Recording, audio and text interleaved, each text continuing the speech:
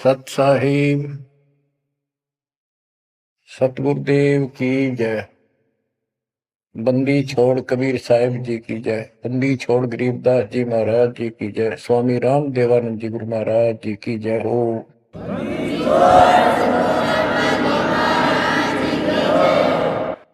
सर्व संतों की जय, सर्व भक्तों की जय, धर्मी पुरुषों की जय।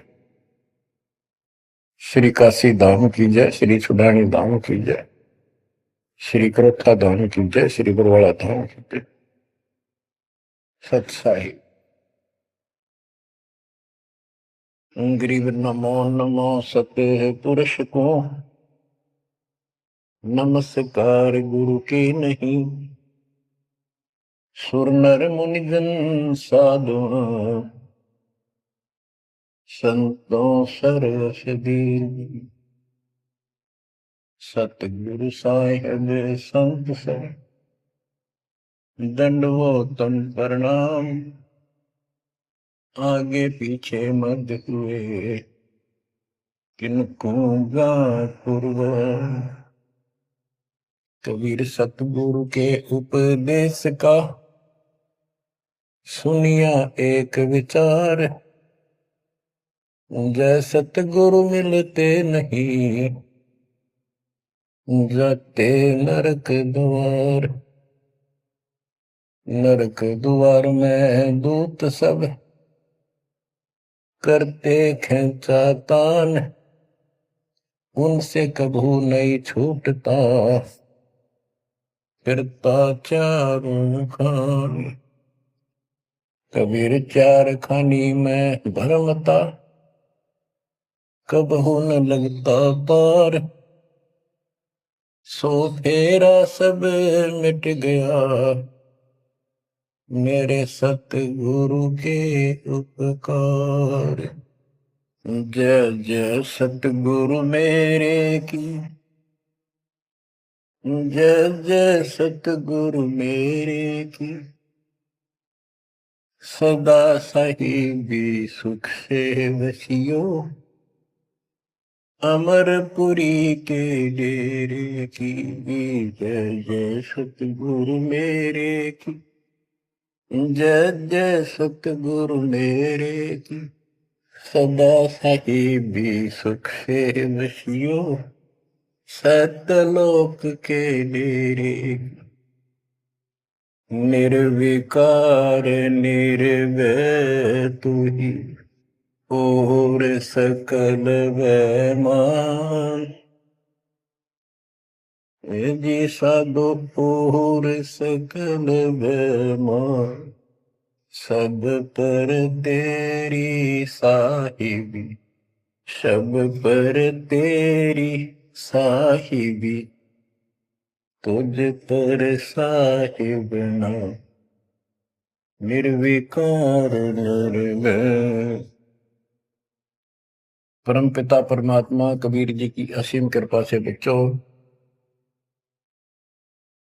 आज हमारे अंदर अपने घर जाने की प्रबल प्रेरणा हुई है। बच्चों, कोई भी काम है उसकी विशेष जानकारी होने के बाद उसमें रुचि बनती है। किसी प्रकार अब हमें पता चला है कि इस लोक में हम गलत स्थान पर रह रहे हैं, और आपको यह भी याद दिला जाता है कि ये शरीर नहीं रहेगा। जिस परिवार को देखकर हम खूब खुश हैं, और होना भी चाहिए, पर ये साथ कितने दिन का है यो तक भी ध्यान देते नहीं। इसके ध्यान ना देने से हम जन्म और मरण के इस महान कष्ट को भोग रहे हैं, इस महान कष्ट को झेल रहे हैं। अभी तक कोई इस तरह सच्चाई कहने वाला नहीं था। जैसे कोई यूं कह देता ना, भाई ऐसे ऐसे वो हो सकता है, मृत्यु हो जाएगी, तो यूं कहा करते भाई, तो भाई ये बात ना बोला, मृत्यु हो जाएगी, अच्छी बात बता। यानी यूं कहना बुरी बात मानने थे कि यूं ना कह, मौत भी हो जाएगी कभी। संसार भी छोड़ना पड़ेगा। यानी इस सच्चाई को अवॉइड करने की चेष्टा करते थे। तो बच्चों, कबूतर क्या करता है, जब बिल्ली निकट आ जाती है वो डर जाता है, उड़ने की बजाय आंखें बंद कर लेता है और सोच लेता है खतरा टल गया, तो वो उसकी गर्दन मरोड़ के खा जाती है। अब आंखें बंद करें काम नहीं चलेगा, ये तो खोलनी पड़ेगी, हिम्मत करनी पड़ेगी, यहां से उड़ना पड़ेगा, काल से बचना पड़ेगा। पहले जैसे 12 कबीर पंथ चले हैं, उससे पहले ये हिंदू समाज, हिंदू धर्म, उसके बाद ये यहूदी धर्म, ईसाई धर्म, फिर मुसलमान धर्म, जैन धर्म, और ये 12 पंथ, इनमें ज्ञान तो बताया जाता था कि भक्ति कर लो, नहीं तो 84 लाख योनियों में जाना पड़ेगा, पशु पक्षी बनना पड़ेगा। और आत्मा डरती भी थी, भक्ति के लिए प्रेरित भी होती थी, लेकिन वो भक्ति शास्त्र विरुद्ध थी, शास्त्र में प्रमाणित नहीं थी, और वो ज्ञान भी शास्त्र प्रमाणित नहीं था। श्रीमद् भगवत गीता अध्याय 16 श्लोक 23 में स्पष्ट किया है कि शास्त्र विधि को त्याग कर जो अपनी मर्जी से मनमाना आचरण करते हैं अपनी इच्छा से, उनको न सुख होता है, न कोई सिद्धि प्राप्त होती है, और न ही उनकी गति बढ़ती। या तो ये कहो कि गीता गलत और ये झूठे गुरु सच्चे, इनमें से एक को रिजेक्ट करना पड़ेगा, लेकिन गीता को कोई रिजेक्ट कर नहीं सकेगा। आखिर में इन झूठे गुरुओं को त्यागना पड़ेगा। बच्चों, परमात्मा के पाने के लिए, उस सुख को प्राप्त करने के लिए कितने कितने कष्ट झेले हम महापुरुषों ने, हमने भी उठाए। हम ऋषि बने, ऋषि बनकर कठिन साधनाएं की, जैसा लोकवेद दंत कथाएं सुना करते थे, उसके आधार पर सिद्धियां आ गई, सिद्धियां दिखाकर फिर प्रसिद्धि होगी, उस प्रसिद्धि के ऊपर हम प्रसिद्ध हो गए और खूब महर्षि प्रसिद्ध हो गए। अब पता चला वो प्रसिद्धि कैसी थी, जैसे आपको राबिया का प्रमाण बताया, 4 साल की ठीक साधना से ऐसे ऐसे चमत्कार भी हो गए, मक्का उठ के आ गया, लेकिन भविष्य जीरो हो गया उसका, सिर भी काट दिया, इतनी प्रेरित थी भगवान के प्रति, लेकिन नथिंग, कुछ नहीं हुआ। काम तो अब बनेगा जब बनवाया जा। गरीब ये जीवन सफल है, जब लग राम रटंत, देखो री को जाने दे, भरम पड़े हैं पंथ। इस मनुष्य जीवन की सफलता उसी की है जो परमात्मा की भजन करते हैं, अन्यथा इसका कोई यूज नहीं। पशु पक्षी का भी ऐसा ही जीवन है, ऐसे ही कर्म वो करते हैं, खाना पीना, टट्टी जाना, बच्चे उत्पन्न करना, बच्चों के लिए फिर सारा दिन भटक कर उनका पोषण करना, फिर मर जाना, ये कोई जीवन है? इस ज्ञान से आपके अंदर जो गलत प्रेरणा भरी हुई है वो काल द्वारा भरी गई है, बहुत प्रबल है, वो सामान्य नहीं है। अब जैसे किसी को बुखार हो जाता है तो उसके बस की बात नहीं वो नॉर्मल हो जाए। तो बच्चों, आपके लगन लगानी पड़ेगी। जैसे बुखार हो जाता है, उसके बस की बात नहीं कि वो ठीक ठाक रहे, अपने ठीक क्रिया करे, तो उसके लिए औषधि की आवश्यकता पड़ती है, और जब नॉर्मल हो जाएगा फिर सारे काम ठीक करेगा। इसी प्रकार ये आपके बस की बात नहीं है जो आप जिस व्यवस्था में लग रहे हो, ये इस ज्ञान से, इस भक्ति से आपका ये अज्ञान हटेगा, ये जिससे प्रभावित हो बुखार हटेगा, फिर आपकी लगन अदब से बनेगी, अलग से बनेगी। अगर ये भाव नहीं बना तो क्या ये जीवन अच्छा है जो आप जी रहे हो? कोटि जन्म तन भर में दोगे कुछ नहीं हाथ लगा रे। कुकर कुत्ता, सुकर सुअर, खर गधा, कौवा बुगला, बता इन प्राणियों के शरीरों में असंख्यों बार कष्ट उठा लिया अपने को, असंख्यों बार, एक बार नहीं। तो क्या इस प्रोसीजर को जारी रखोगे?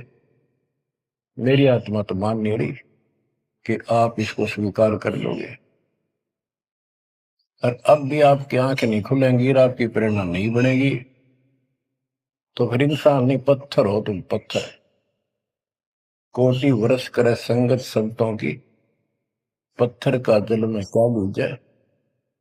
चंदन बन में रंग ला दे, एक बांस बिटन भी ना सींचे। पत्थर को जल में डाल दे, कितने गहरे जल में डाल दे, कितने दिन डाले रखे, उसका कोई असर जल का नहीं होता। नहीं, जल से तो नरम होता है पदार्थ। बाहर निकालते उसको घिसा दे दूसरे पत्थर से, जो का त्यों चिंगारी निकलेंगे। तो पत्थर जैसे प्राणियों को किसी चीज का असर नहीं होता।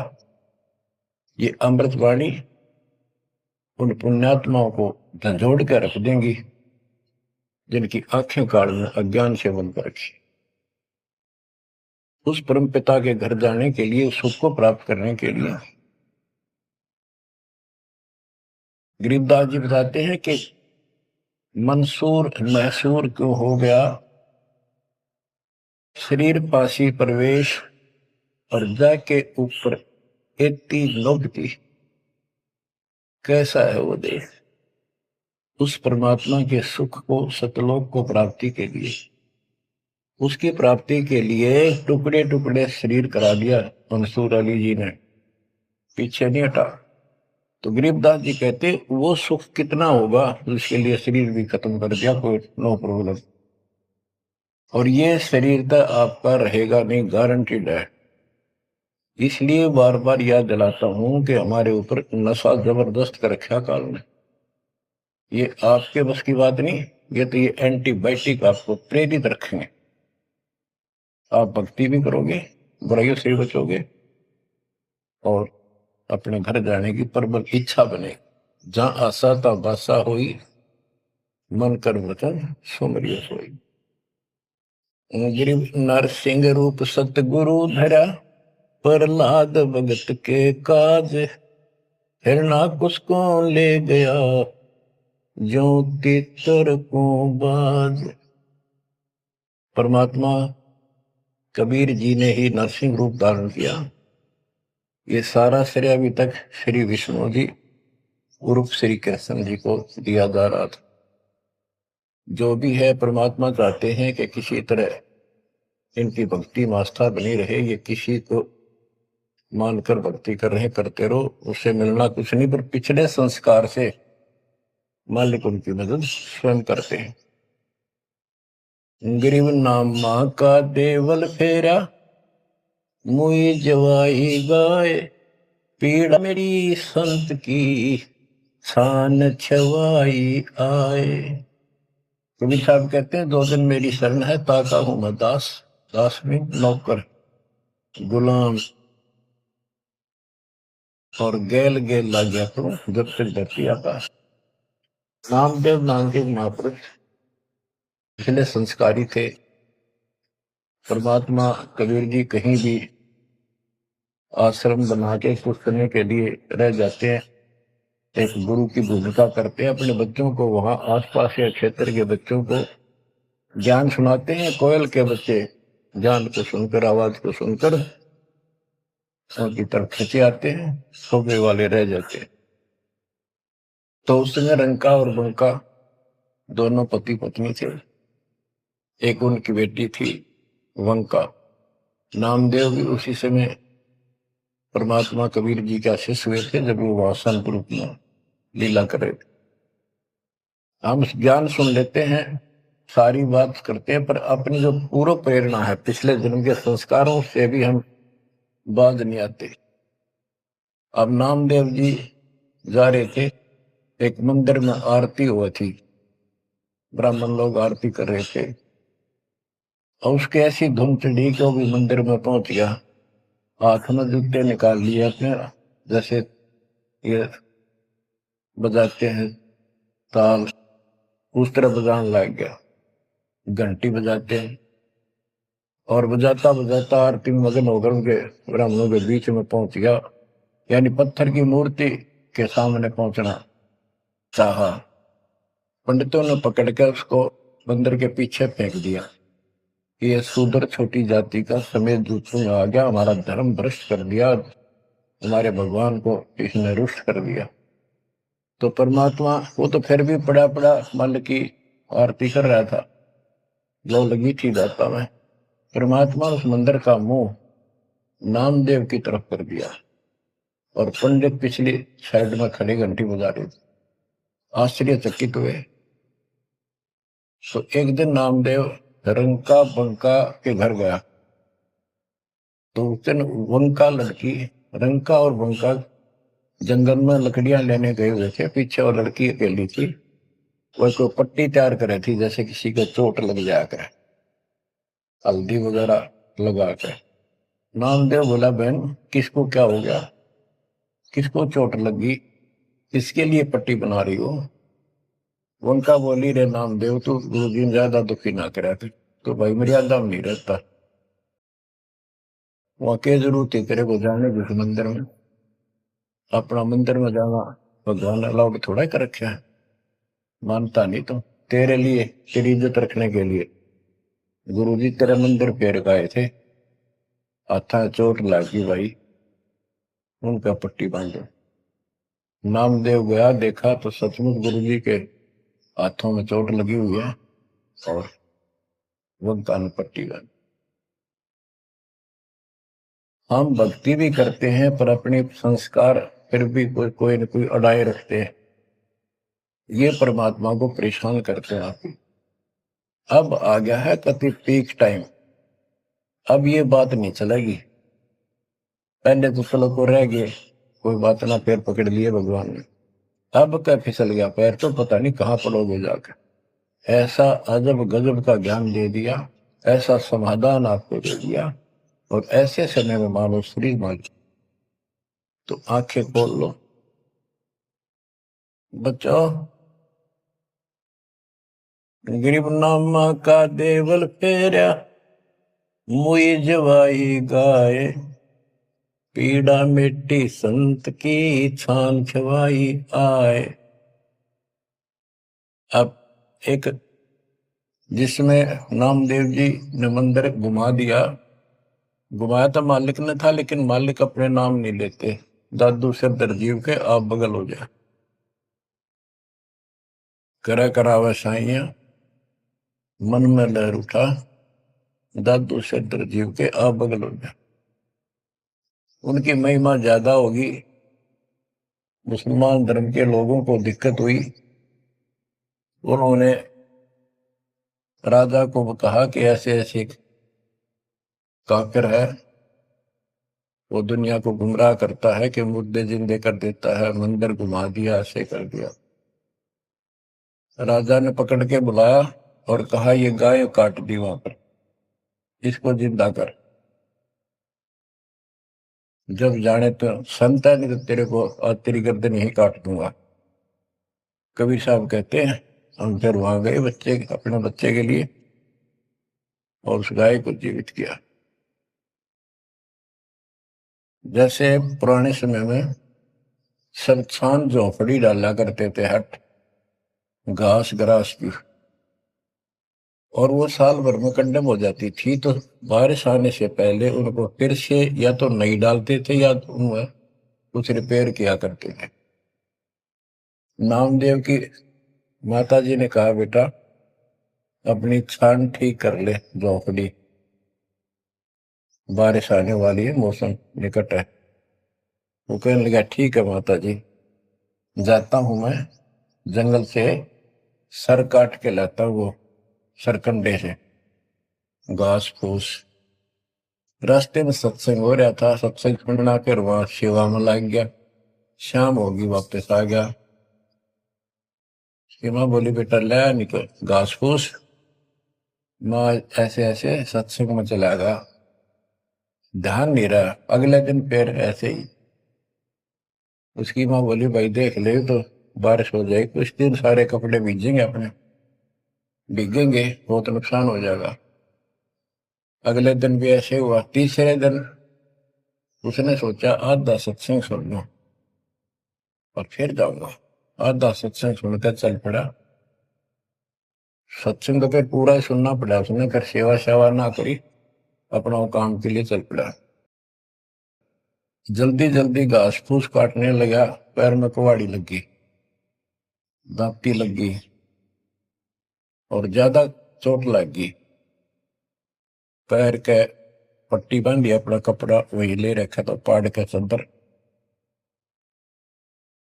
और उसी दिन परमात्मा ने नामदेव का रूप बनाया और खूब ये सरकंडे सिर पर धर के लाए, आकर छान बना दी और डाल दी। नामदेव शाम को लंगड़ाता लंगड़ाता पहुंचा। माँ बोली के लग गया बेटा? उन्होंने बताया माँ ऐसे ऐसे आज भी ना लड़ पाया मैं तो। माँ उस झोपड़ी से आगे पहुंच गई, बेटे को तकलीफ सी देख के क्या लग गया बेटे का। माँ माफ करिए आज भी नहीं सामान लान पाया मैं तो, वो ऐसे ऐसे बन गई मेरे साथ। कोशिश करूँ था जल्दी जल्दी काटूं, माँ दुख पाओगी। मेरे तो पैर में कुहाड़ी लगी है, दांती लगी, चोट लगी और चला भी नहीं जाता। मैं ठीक होती बनाऊंगा झोपड़ी। उसकी माँ उसके मुंह की तरफ फेंक के बेटा क्या बोल रहा है तू? तो अभी तो आया था झोपड़ी खुद बना के गया, बेटा क्या कह रही है, चोट कब लगी तेरे? नामदेव निकट आया, देखा ताजी झोपड़ी बना रखी है गजब के सरकंडे लाके। ऐसे तो आसपास की तो थे भी कोनी, ऐसा घास फूस। नामदेव खूब रोया बैठे। माँ भगवान थे, परमात्मा थे वो तो। बच्चों दो दिन मेरी शरण है ताका हूं मैं दास, गेल गेल गया फिर जब तक धरती आकाश। ये किसी जन्म में भक्ति खूब करी थी जैसे इस युग में, और इस युग के पिछले हुए भक्ति गजब की रहती है, क्योंकि यह साधना शास्त्र में खुला। मोक्ष ना होता तब तक परमात्मा इनके साथ रहे। इनसे चमत्कार भी होते रहते, नाम भी हो जाता, पर काम तो ना बढ़ा, मोक्ष तो ना हुआ। तो ये जो ज्ञान आपको सुना जा रहा है, ये हर पहलू पर आपको सतर्क किया जा रहा है। तो या तो इस भक्ति ने छोड़ दो, रिया कति दर्द हो जाओ, कमर कस लो, अब के पीछा छुटवाना है। ये लल्लो पत्तो बहुत होली। केवल हम सुख मांगते हैं, धन मांगते हैं, बेटा ना तो बेटा मांगते हैं और धन संपत्ति मांगते हैं। ये तो बिना मांगे दे देगा जब दिल डट गया आपका, दृढ़ रहे तो। कोई भी काम है दृढ़ता के साथ होता है। धीरे धीरे रे मना, कबीर साहब कहते। कबीर धीरे धीरे रे मना, धीरे सब कुछ हो, माली सींचे सौ गुड़ा फिर तो आए फलो। आज पौधा बोया है आम का, अगले दिन नहीं लगेंगे फल उसके, महीने 20 दिन में भी नहीं लगेंगे, वर्षों उसकी सेवा करनी पड़ेगी। एक बार पेड़ बन जाने दो, फिर देखना आपको छाया भी और फल भी इतने देगा, आप भी खाइयो, रिश्तेदारों को खिलाइयो। इसी प्रकार इस भक्ति रूपी पेड़ को, पौधे को पेड़ बना लो। दास देख रहा है, दास ने शुरुआत जब की थी उनकी क्या स्थिति थी मेरे बच्चों की, भक्तों की। वो डटे रहे, टिके रहे, आज हर तरह से उबारा है, संसार से न्यारा है और मोक्ष मिलेगा।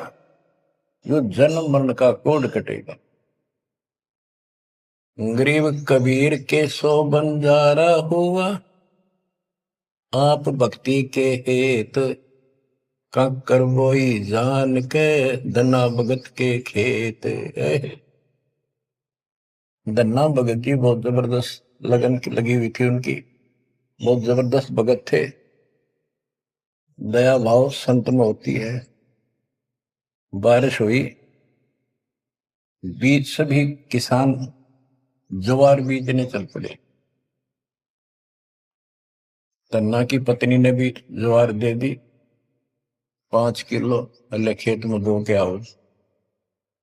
भगत जा रहा था बैलों को साथ, बैल लेकर के, हल लेकर के। रास्ते में 4-5 भगत भूखे थे, बैठे थे। अब भगत स्वाभाविक साधु संत को देखकर राम राम करी उसने, बैल खड़े कर दिए, बैठ गया 2 मिनट भगवान से। सुबह सुबह पता चला कि उन्होंने 3 दिन से भोजन नहीं खाया था और मरने के कगार पर। कहने लगे भगत हम तो मृत्यु के निकट हैं, कहीं भोजन नहीं मिला। क्योंकि रेगिस्तान राजस्थान या भी पहले सारी स्थिति ऐसी थी नहीं बढ़िया वाली जनता की। बारिश हो गया तो फसल होगी, ना तो भूखे मरा करते। तो भगत जी ने सारे के सारे ज्वार रख दी उसके उनके आगे, बीज वो मरे थे भूखे, सारी खा गई। अब वो चल पड़े। भगत जी ने सोचा ही घर वाले लड़ेंगे, पत्नी भी गर्म मिजाज की थी, और इसमें तो भाई कोई भी टोक दे, बीज भी कित खा गया तो कित खो दिया। किसान का तो जीवन होता बीज। लेकिन उसने परिवार न्यौछावर कर दिया। कंकर इकट्ठी की लोगों को दिखाने के लिए, जैसे और बीज बो रहे थे ऐसे कंकर बखेर के हलवा के सामने घर आ गया, खेत में जाकर नहीं देखा। कुछ दिनों के बाद औरों का तो ज्वार गजब की उगरी, और भगत जी के खेत में तुम्बे मतीरों की बेल उगरी बिना गिरती की, मतीरे लग गए मोटे मोटे ये तुम्बे। अब क्या होता है कि भगत जी के खेत में, धन्ना भगत के खेत में बहुत ज्यादा बेल उगी मतीरों की, मतीरे से मोटे मोटे लाग गए, ऊपर नीचे पुड़े न भरी दिखे उनका खेत बना। कुछ दिन के बाद क्या होता है कि बारिश ना होने से उस क्षेत्र में अकाल जैसी स्थिति होगी, और ज्वार किसी का हुई, किसी की थोड़ी बहुत हुई, बिल्कुल नहीं हुई। तो वो तो बाद की बातें हैं। किसी ने जाके धन्ना भगत की पत्नी को बता दिया कि तुमने ज्वार नहीं बोई। वह बोली बोई, वो कहा हमारा भगत कि ना आपके तो मतीरे उग रहे हैं, ज्वार है ही नहीं। उसका दुख हुआ, ज्वार भी कित खा गया यो। तो वह गई, देखा सचमुच वहां तो मोटे मोटे मतीरे भरे पड़े। एक मतीरा यानी एक तुम्बा लेकर चल पड़ी। धन्ना भगत को पता था कि बात आज बिगड़ चुकी है। उसके बाहर जाते ही भगत वहां आ जाते थे, उसके रहते नहीं आते थे। वह जल्दी वापस आ गई। धन्ना भगत ने सोचा था शाम तक आओगी। भक्तों से कहा तुम जाओ, बात आज गड़बड़ है। सिर पर बतीरा रख रखा, आते उसने बतीरा सिर में मारा धन्ना भगत का। धन्ना भगत जी ने थोड़ा बचाव किया तो धरती में लगकर फूट गया। फूटते उसमें ज्वार निकली जैसी बीज की साफ सुथरी भेजी थी।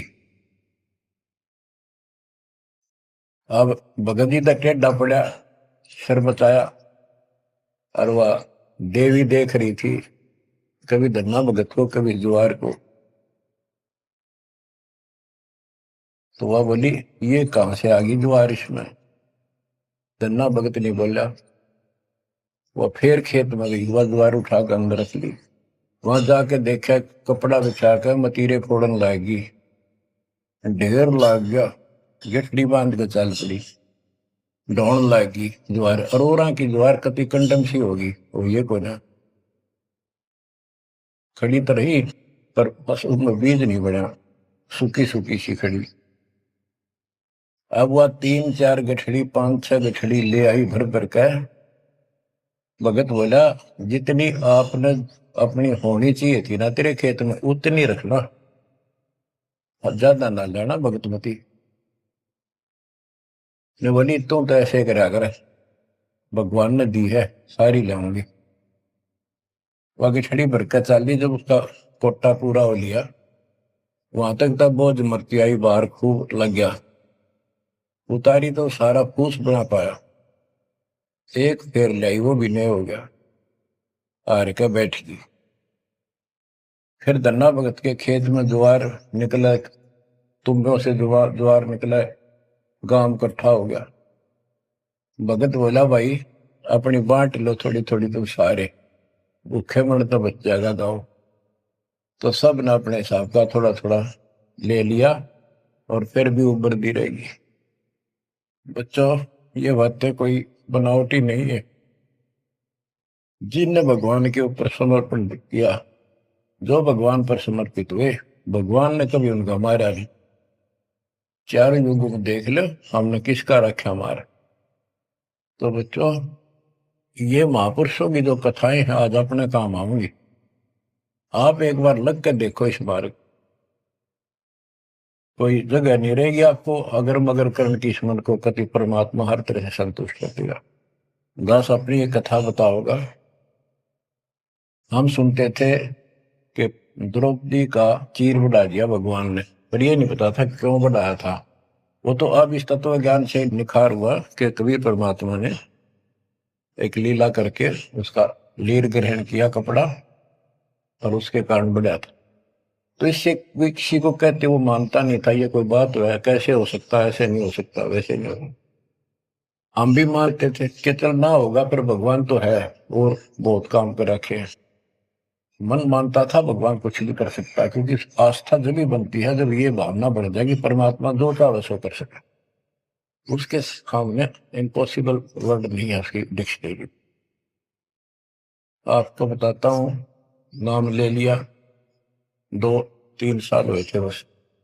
1988 में नाम लिया, 1990 या 89 की बात है, 88 या 89 की। तो एक मकान बनाया, ऊपर मकान बना रखा है, उसके ऊपर एक गैलरी ही पूजा स्थल बनाया, 5.5 बाई 15 फुट का।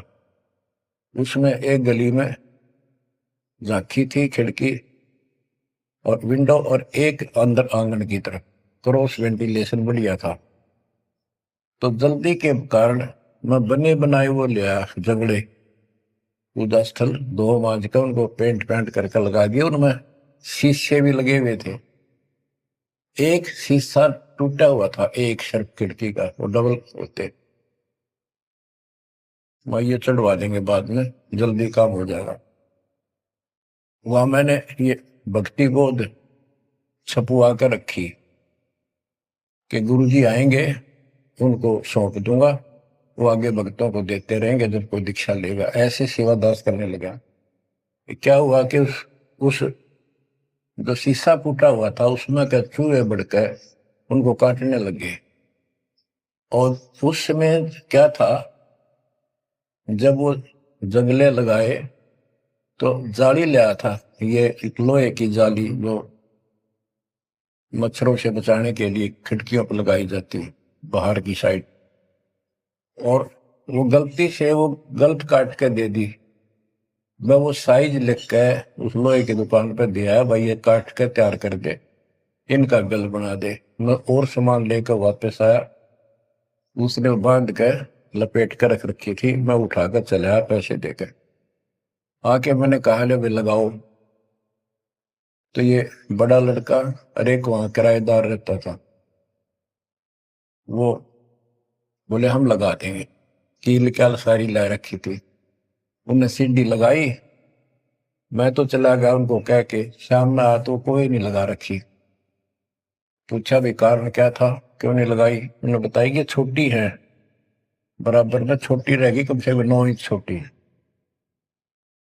वो लिखा था मैंने 3 फुट 9 इंच, उसने 3 फुट काट दी, या नौकर ने देख के काट, या गलती लगी जैसे भी। फिर मैंने सोचा भी छोड़ो भाई, अब किसके साथ मत्था मारे जाकर, वो कहेंगे तेरी गलती है, आपने यही साइज बताया था। मैं इस चक्कर में नहीं पड़ा करता।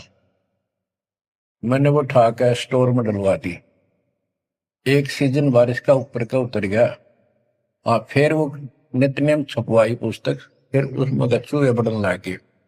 कपड़ा बांधा, कपड़ा काट दिया। ये मन में था कि वो जाली तक पूरी है नहीं। फिर दिमाग में आई, भाई ऐसे करो, इस एक खिड़की में दिक्कत है, इस जाली को ऊपर नीचे करके दोनों को एक में सेट कर दो। तो वही दोनों किराएदार, ये बड़ा लड़का, ये छोटा ही था, 12-13, 14-15 साल का। तो मैं उनको कह के अपनी ड्यूटी पे चला गया। इनकी माता जी ने, नारों ने, वो वहां से निकाल के जाली स्टोर से नीचे डाल दी, भाई लगा दियो। इन शाम सी न लाई किता। मैंने आकर पूछा, एक जाली ला रखी, वह पूरी एक नीचे पड़ी। मैं ड्यूटी से आया शाम को 5 बजे। मेरी दुआएं बात खटक रही थी। इनने लगा दी होगी बच्चा ने, ठीक से ना, मैं आप लगाऊंगा साथ लगकर। मैंने देखा एक जाली नीचे पड़ी, एक ऊपर लगा रखी, उसी पर जो शीशा टूटा हुआ था, गिलास। वो गिलास लगवाने की टाइम नहीं मिल रहा था, क्योंकि दूर मेरी ड्यूटी थी, कौशली साइड में हेडक्वार्टर था, 77 किलोमीटर जाना था। ये ऐसा था ही, जुगाड़ करना चाहा था मैं, कर दे फिर आराम से कर लेंगे। तो मैंने अनारों से पूछा कि ये जाली लगा दी उन्होंने। ईब ला के गए, सवेरे की कह रही थी भाई ला दे, पर ध्यान नहीं दे रहा था यो, लापरवाह। ईब ने देखा गाने वाला पापा, फटाफट बुला कर नींद को लगवा दी। मैं बोला जाली ये और ले आए क्या? ये बोला नहीं, और तो नहीं है, ये तो वही है जो ऊपर डाल रखी थी स्टोर में। मैंने ये सुबह आपके दादे को कह दी कि भाई ये रखी, लाओ, जब ला दी। मुझे विश्वास नहीं हो रहा, तू सच्ची बता, ये बदलवा तो नहीं डाले इसको? और बोली बदलवाओ किथे, तो लाई मुश्किल तो है बदलवान का कित है। मैं हैरान, मेरा विश्वास नहीं हो रहा। एक पूरी हो ही नहीं सकती, पूरी हो करके भी 6-7 इंच नो लटक रही बराबर में मुड़ के। 9 इंच वो बड़ी और 6 इंच और एक्स्ट्रा उसी साइड में। दूसरी देखी, दूसरी भी गए। फिर इसने लैब में ढूंढ गए, बड़े लोग खेल खेल रहा था कितना। मैं बोला तू ये बता, ये जाली बदलवा के लाया है कि वही है? वही है, मेरी मां ने उतार के यहाँ डाल रखी थी, हमने ला दी। मैं मेरी कसम खा, कबीर साहब की, कबीर साहब की कसम खा। बच्चों, वो दिन है आज, इतना गजब का विश्वास कर दिया जाता। बात कुछ नहीं थी, बात और भी लाई जा सके थी, लेकिन वो दिखा दिया, कपड़ा छोड़ हम लो बढ़ा जा। इस मालिक कबीर साहब ने लोहे की जाली बढ़ा दी। वो आज भी विद्यमान है, एक तो उनमें से। वो मकान बेच दिया था इसने, वीरेंद्र ने, मेरे यहाँ इस मार्ग पाने के बाद।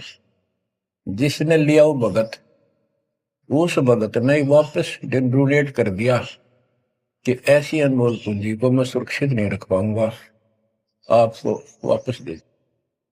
आज वो फिर वही है, वह जाली लगी हुई है। हमने भी उसमें सफाई किया नहीं है अभी, क्योंकि हमें थोड़ा सा फुर्सत अच्छी होगी, यहाँ से निपटेंगे मिशन को पूरा करके, उसको फिर याद के रूप में रखेंगे।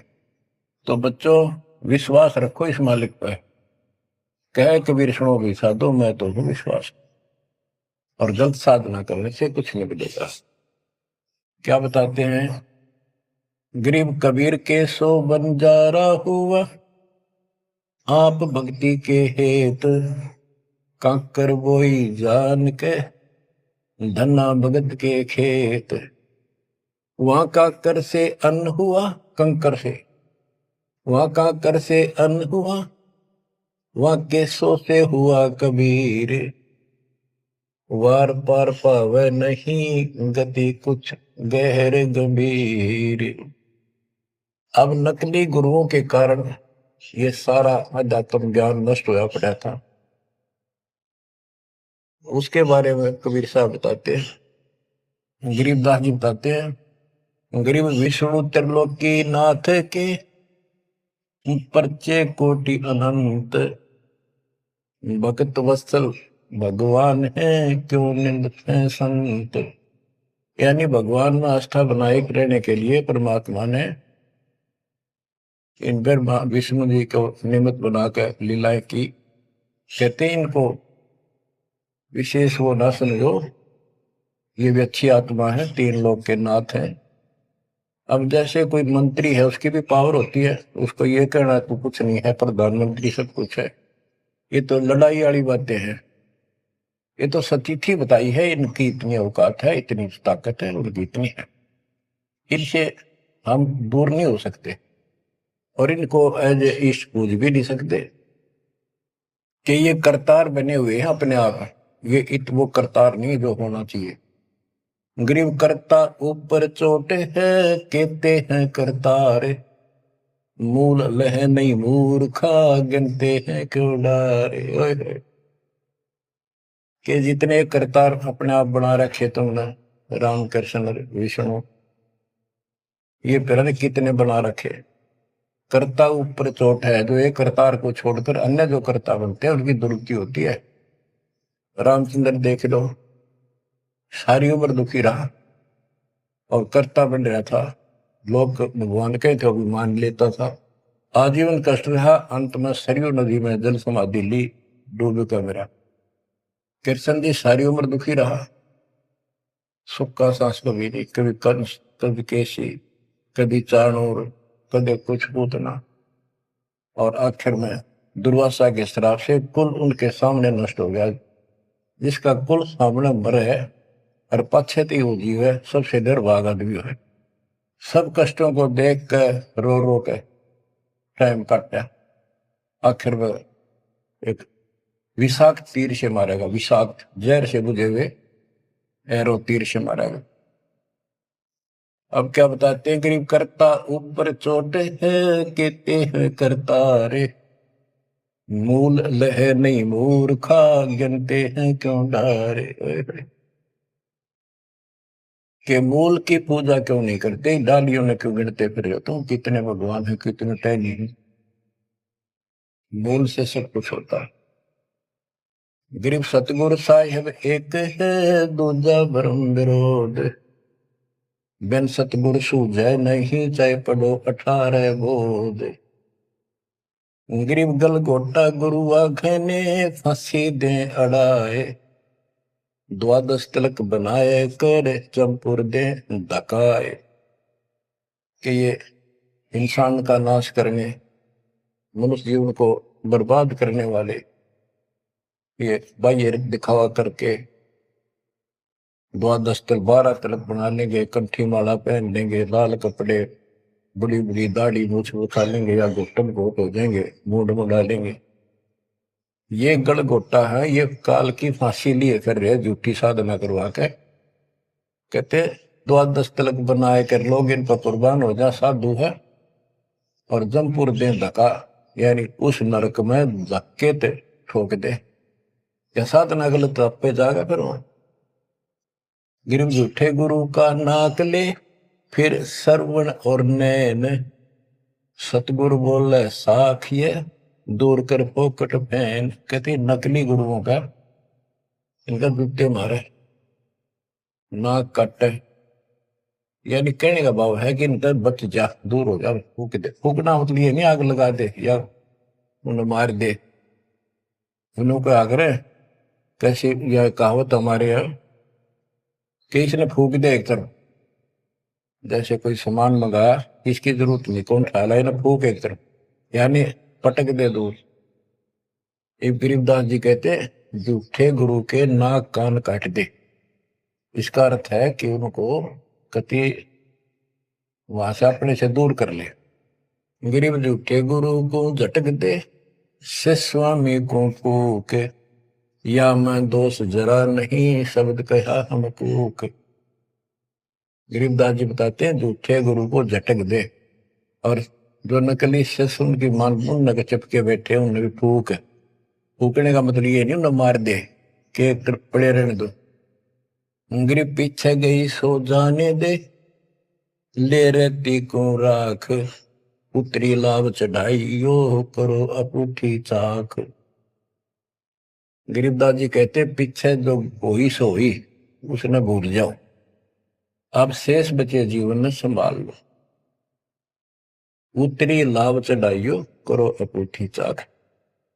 जैसे हम सत भक्ति ना करने से हमारे सारे काम बहुत खिंच के होते ही नहीं, परेशानी रहती है। और जब सच्चा गुरु मिल जाता है वही काम फटाफट होने लग जाते हैं। पुराने समय में कुएं से जल निकाला करते थे, सिंचाई का काम भी कुओं से होता था, उसमें बैल जोड़े जाते थे, एक लाव होती थी, लाव, वो डोल नीचे जाता था, एक लकड़ की पुड़ी होती थी, लोहे का इतना सिस्टम नहीं था, फिर लोहे की बनने लगी थी पुली, उसके ऊपर वो लाव यानी रस्सी, मोटी रस्सी होती थी, बढ़िया मजबूत, वो पुली से नीचे उतर जाती तो अब पुली घूमती नहीं, वो फिर किसी होती थी, वो घूमती नहीं और अड़का खड़ा हो जाता नीचे, रस्सा गिर जाता साथ में, फिर उसको कहते ऊपर रख, फिर से पुली पर रख और फिर खींच, आसानी से घूमेगी और फटाफट पानी निकला होगा। कि शास्त्र विरुद्ध साधना करके भक्ति से दूर होकर भगवान से तुम दुख पा रहे हो, फिर से भक्ति शुरू कर दो, फिर आपको सुख। गिरिव पीछे गई सो जानते ले रहती कुआं, जो शेष बचा जीवन इसको संभाल ले रख, उतरी लाभ चढ़ाई यो करो अपूटी चाख। गिरिव बोए बिन पावे नहीं जीवित कैसा योग, 84 आसन करे मिटे न संसार शोक। के जीवित मरे बिना परमात्मा प्राप्ति नहीं होगी। तुम जैसे बकवादों में लग रहे हो, जीवित कैसा योग, ऐसे भक्ति नहीं पड़ेगी। और जो 84 आसन कर करके लोग दिखावा करते हैं, इसे मोक्ष नहीं है। गिरिव पंचअग्नि पाखंड है, मौनी तपे आकाश, झरने बैठे क्या हुआ, क्या जी में पंचगिरास। ये 5 धूने लगा के बीच में बैठ जाते हैं पाखंड करने के लिए। इन मकला इतनी है ज्ञान नहीं इनको।